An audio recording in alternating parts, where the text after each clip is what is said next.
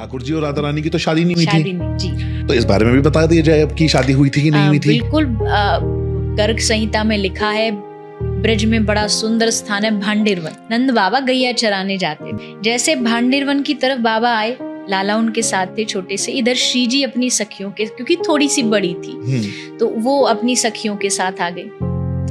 बीच भांडिरवन में जैसे पहुंचे, बड़ी जोर से तूफान आया। तूफान आया, गैया इधर उधर भागने लगी। तो नंद बाबा ने सोचा, छोटा सा कन्हैया, हम तो लेके गलती से आ गए, तो अब क्या करें। तो उधर से सखियां जा रही थी, तो बाबा ने उन सबको रोक के कहा, लाली सुनना, बोले मेरी तो गैया सब इधर उधर हो रही, मैं उनको ढूंढने जा रहा हूँ, तू एक काम कर, तू या लाला को घर पहुंचा देगी। सखी तो यही चाहती थी, ये मौका चाहती थी। बोले हाँ बाबा, हम पहुंचा देंगे, लाओ।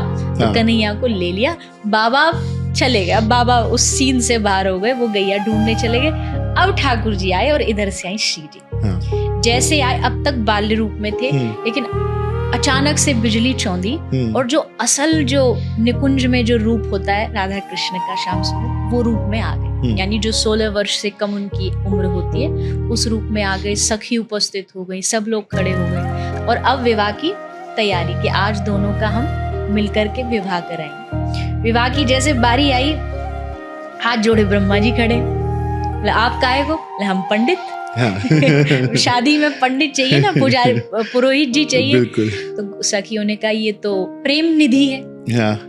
ये संसार विधि से नहीं होने, ये प्रेम निधि वाला विवाह है। हाँ। ब्रह्मा जी बोले हम वही कराएंगे। हाँ। ललिता बोली एक ही शर्त पे आज्ञा मिलेगी, जैसे हम कहेंगी वैसे शादी होगी। या तुम्हारे मंत्र नहीं चलेंगे। अच्छा। या हमारी मर्जी से चलेगा, या प्रेम निधि से चलेगा। अच्छा। तो ब्रह्मा जी बेचारे डरते डरते हाथ जोड़ करके बैठ गए।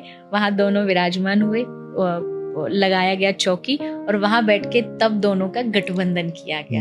ललिता ने गांठ बांधी, और तब जाकर के वहां ठाकुर जी का विवाह हुआ। पूरी रस्मों रिवाज हुई, आनंद गाया गया। सब सखियों ने ठाकुर जी का श्रृंगार, श्री जी का श्रृंगार किया, और आनंद में डूब गए कि आज हमारे जो युगल हैं, आज उनका स्वरूप में भी मिलन हुआ। वैसे तो आदि काल से एक ही है, पर विवाह होने के बाद जो मिलन होता है उसका अलग आनंद होता है। तो इसलिए उस आनंद को देख के सखी खूब आनंदित होती है।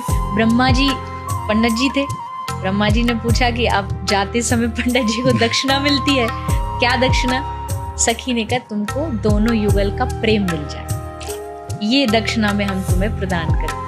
ब्रह्मा जी जय जयकार करते हुए ठाकुर जी की विदा लेके जाते। तो इस ऐसे